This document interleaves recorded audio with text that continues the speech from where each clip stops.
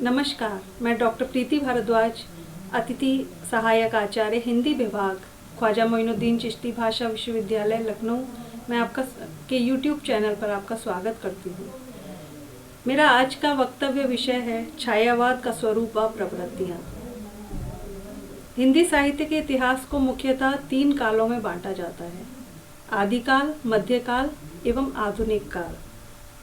आदिकाल की समय सीमा विद्वानों के अनुसार संवत 1050 से लगभग 1375 तक मानी गई है। मध्यकाल के पूर्ववर्ती भाग को भक्तिकाल और उत्तरवर्ती भाग को रीतिकाल कहा गया है। भक्तिकाल की समय सीमा संवत 1375 से 1700 तक जाती है, तो वहीं रीतिकाल की समय सीमा संवत 1700 से 1900 तक मानी गई है। उसके पश्चात आधुनिक काल की समय सीमा प्रारंभ होती है, जो कि ईस्वी के हिसाब से अगर हम देखें तो आधुनिक काल को भी कई भागों में बांटा गया है। प्रमुख प्रवृत्तियों के आधार पर उसको भी कई युगों की संज्ञा दी गई है। जैसे सबसे पहला इसमें भारतेंदु युग है, जो कि 1850 ईस्वी से लगभग 1900 ईस्वी तक इसकी समय सीमा है। दूसरा द्विवेदी युग, यह 1920 से लगभग 1900 ईस्वी से 1920 तक इसकी समय सीमा मानी गई है। इसके पश्चात छायावाद युग, जो कि 1920 से 1936 तक, व प्रगतिवाद युग 1936 से लगभग 1943 तक आता है।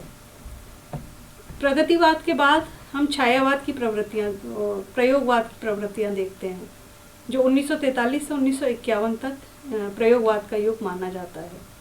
इसके पश्चात हमारा प्रगतिवाद व नवलेखन काल शुरू हो जाता है। इस प्रकार हम देखते हैं कि हिंदी साहित्य के आधुनिक काल में भारतेंदु युग व द्विवेदी युग के पश्चात जो काव्यधारा प्रवाहित हुई, वह छायावादी कविता के नाम से प्रसिद्ध हुई। इसकी कालावधि रचना की दृष्टि से अगर हम देखें तो 1916 से 1936 तक मानी जाती है। वस्तुतः इस समयावधि में छायावाद इतनी प्रमुख प्रवृत्ति रही है कि सभी कवि इससे प्रभावित हुए और इस कालावधि को ही छायावादी युग कहा जाने लगा। छायावाद क्या है? सबसे पहले हमें यही समझना आवश्यक हो जाता है। छायावाद के स्वरूप को समझने के लिए इसकी पृष्ठभूमि को समझ लेना आवश्यक होता है, जिसने उसे जन्म दिया। साहित्य के क्षेत्र में प्राय एक नियम देखा जाता है कि पूर्ववर्ती युग के अभावों को दूर करने के लिए परवर्ती साहित्य का आरंभ या जन्म होता है। छायावाद के मूल में भी प्रायः यही नियम रहा है जो हम देखते हैं। इससे पूर्व द्विवेदी युग में कविता में इतिवृत्तात्मकता की प्रवृत्ति अधिक पाई गई, अधिक देखी जाती है। यह कोरी, इसीलिए जो उस समय की कविता है वो कोरी उपदेश मात्र लगने लगती है। जब हम उसको पढ़ते हैं तो इतिवृत्तात्मकता की प्रवृत्ति अधिक दिखाई देती है। आख्यानों का वर्णन जिसमें अधिक हो जाता है, समाज सुधार की चर्चा व्यापक रूप से की जाती है। उपदेशात्मकता व नैतिकता की प्रधानता जिसमें मिलती है, जिसके कारण काव्य में नीरसता आने लगती, नीरसता आ गई थी द्विवेदी युग के काव्य में। इसीलिए हम देखते हैं कि काव्य इतिवृत्तात्मक प्रधान होने की वजह से नीरस होता जा रहा था। कवि का हृदय उस नीरसता से ऊबने लगा और कविता में सरसता लाने के लिए छटपटा उठा। इसके लिए उसने प्रकृति को अपना माध्यम बनाया। प्रकृति के माध्यम से जब मानव भावनाओं का चित्रण होने लगा, तभी छायावाद का जन्म हुआ और कविता इतिवृत्तात्मकता को छोड़कर कल्पना लोक में विचरण करने लगी।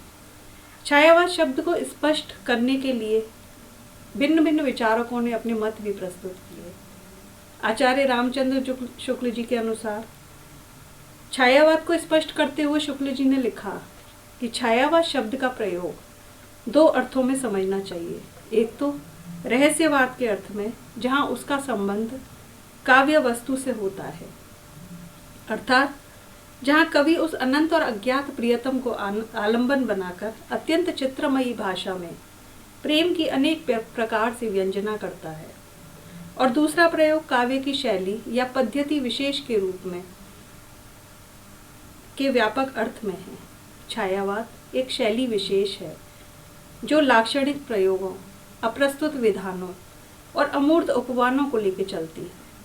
इसी को वह चित्र भाषा शैली भी कहते हैं। रामकुमार वर्मा ने छायावाद और रहस्यवाद में कोई अंतर नहीं माना, परंतु शांतिप्रिय द्विवेदी जी ने छायावाद और रहस्यवाद में गहरा संबंध स्थापित करते हुए कहा है, जिस प्रकार मैटर ऑफ फैक्ट अर्थात इतिवृत्तात्मकता के आगे की चीज छायावाद है, उसी प्रकार छायावाद के आगे की चीज रहस्यवाद है। डॉक्टर नगेंद्र इसे स्थूल के प्रति सूक्ष्म का विद्रोह मानते हैं, तो वहीं डॉक्टर नामवर सिंह ने माना कि छायावाद वस्तुतः कई काव्य प्रवृत्तियों का सामूहिक नाम है और वह उस राष्ट्रीय जागरण की काव्यात्मक अभिव्यक्ति है जो एक ओर पुरानी रूढ़ियों से मुक्ति पाना चाहता था तो दूसरी ओर विदेशी पराधीनता से। आधुनिक हिंदी काव्य में छायावाद को आधुनिक हिंदी साहित्य का स्वर्ण युग कहा जाता है। ठीक उसी प्रकार जैसे अगर संपूर्ण हिंदी साहित्य को हम देखते हैं तो भक्ति काल वहाँ पे स्वर्ण युग के रूप में हमारे सामने आता है। इसी प्रकार आधुनिक काल में छायावाद है। यह युग साहित्य के क्षेत्र में एक क्रांति का युग है, जिसमें न सिर्फ भाव पक्ष अपितु कला पक्ष दोनों ही दृष्टि से उत्कर्ष का चरम दिखाई देता है। कुछ ऐसी विशेषताएं या प्रवृत्तियां लक्षित होती हैं जो इसे विशिष्ट बनाती हैं। वह अपनी पूर्ववर्ती साहित्य धाराओं से अलग विशिष्ट स्थान दिलाती हैं। वो क्या हैं? कुछ प्रवृत्तियां जिनमें पहली है व्यक्तिवाद की प्रधानता। छायावादी काव्य में व्यक्तिवाद की प्रधानता है। शायद आधुनिक युग की अनेक समस्याओं के कारण व्यक्तिवाद का जन्म हुआ। छायावादी काव्य में किसी जाति महाजाति की सुख दुख की नहीं अपितु साधारण व्यक्ति के सुख दुख की अभिव्यक्ति है। कवि अपने काव्य की विषय वस्तु की खोज बाहर से नहीं अपितु अपने भीतर से करता है। इसीलिए छायावादी काव्य में कहीं कहीं अहम भावना की अति हो जाती है, परंतु यह अहम भावना भी असामाजिक नहीं है।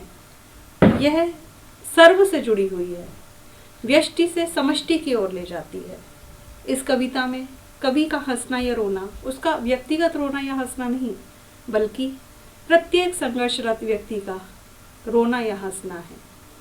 कवि कहता है कि मैं शैली अपनाई, जब देखा दुखी निज भाई। वह कहता है जब मैंने अपने जैसा किसी को दुखी देखा तो अपने मैं शैली में मैंने उसको आपके सामने रखा, साहित्य में लाया। दूसरी विशेषता हमारे सामने मानवतावाद की आती है। छायावाद की दूसरी विशेषता या उसका सबसे उज्जवल पक्ष हम कह सकते हैं मानवतावाद है। इसकी कालावधि वास्तव में 2 विश्व युद्धों के बीच की अवधि है। युद्ध के भयंकर परिणामों को देखकर अनेक महापुरुष मानवतावाद का प्रचार कर रहे थे। साहित्य में इसकी पूर्ति छायावादी कवियों के द्वारा होती है। प्रसाद की कामायनी, निराला की तुलसीदास रचनाएं मानवतावाद की भावना से ओतप्रोत दिखाई देती हैं। छायावादी काव्य में राष्ट्रवाद की भावना भी संकीर्ण नहीं है, बल्कि वह भी मानवतावाद से जुड़ गई है। यही कारण है कि छायावादी काव्य में मानव प्रेम, उदारता, करुणा और विश्व बंधुत्व की भावना आदि के दर्शन होते हैं। पंत जी के ही शब्दों में सुंदर है विहग सुमन सुंदर, मानव तुम सबसे सुंदरता। अर्थात सृष्टि या प्रकृति में सब कुछ अत्यंत सुंदर है, परंतु मनुष्य जो ईश्वर की विशिष्ट कृति है वह सबसे अधिक सुंदर है। प्रकृति चित्रण भी इस काल की तीसरी प्रमुख विशेषता है। छायावादी कवियों ने प्रकृति का सुंदर चित्रण किया है। इनके काव्य में प्रकृति का आलम्बनगत या उद्दीपनगत दोनों ही रूपों में वर्णन किया गया है। इन्होंने अपने काव्य में प्रकृति का मानवीकरण भी बहुतायत में किया है। सभी प्रमुख कवियों ने प्रकृति का चित्रण नारी के रूप में किया है। छायावादी कवियों ने प्रकृति के माध्यम से सुंदर अभिव्यक्ति दी है। पंत जी कहते हैं, छोड़ ध्रुवों की मृदु छाया, तोड़ प्रकृति से भी माया, बाले तेरे बाल जाल में कैसे उलझा दूं लोचन। वह प्रकृति के आगे किसी को भी अच्छा नहीं मानते, प्रकृति को सर्वोपरि रखते हैं। अन्य प्रवृत्तियों में रहस्यवाद प्रमुख प्रवृत्ति हमारे सामने आती है। छायावादी काव्य की एक प्रमुख प्रवृत्ति रहस्यवाद है। यही कारण है कि कुछ विद्वानों ने इसको रहस्यवाद से जोड़कर छायावाद को परिभाषित किया है। रामकुमार वर्मा जी के शब्दों में, जब परमात्मा की छाया आत्मा पर और आत्मा की छाया परमात्मा पर पड़ने लगती है तो यही छायावाद है। वस्तुतः सभी छायावादी कवियों ने अपने काव्य में आध्यात्मिकता को अलग स्थान दिया है। इन कवियों ने आंतरिक अनुभूतियों को प्रकट करने के लिए रहस्यवाद का सहारा लिया है। अगर हम अन्य प्रवृत्तियों की बात करें तो स्वच्छंदतावाद, वेदना और निराशा छायावादी कवियों का एक विशिष्ट प्रवृत्ति है जो हमें इस युग में आकर दिखाई देती है। भारतीय द्वियुग व द्विवेदी युग के पश्चात इस युग में आकर ये आंतरिक अनुभूतियों से रचित साहित्य हमारे सामने आता है, क्योंकि कवि मानता है वियोगी होगा पहला कवि, आह से उपजा होगा ज्ञान। वो मानते हैं कि जो कविता है वो कहीं ना कहीं किसी आंतरिक अनुभूति से ही निकलती है, उपजती है। नारी प्रेम और सौंदर्य का चित्रण, राष्ट्रीय भावना भी इनकी एक प्रमुख प्रवृत्ति है। कला पक्ष भी इनका कला पक्ष की दृष्टि से भी छायावादी काव्य उत्कृष्ट है। भाव पक्ष के दृष्टिकोण से जितना है उतना ही कला पक्ष भी इनका। कुल मिला के कहें तो छायावादी काव्य में खड़ी बोली हिंदी भी अपने चरम उत्कर्ष पर पहुंची है। निष्कर्षतः कहा जा सकता है कि छायावाद आधुनिक हिंदी कविता का स्वर्ण युग था। खड़ी बोली हिंदी को चरम उत्कर्ष प्रदान करने में छायावादी कवियों की प्रमुख भूमिका रही है। हिंदी कविता को नई प्रतिष्ठा मिली। प्रसाद, पंत, निराला, महादेवी वर्मा जैसे महान कवि इसी युग की देन है, जिन्होंने हिंदी कविता को नए आयाम प्रदान किए। नमस्कार।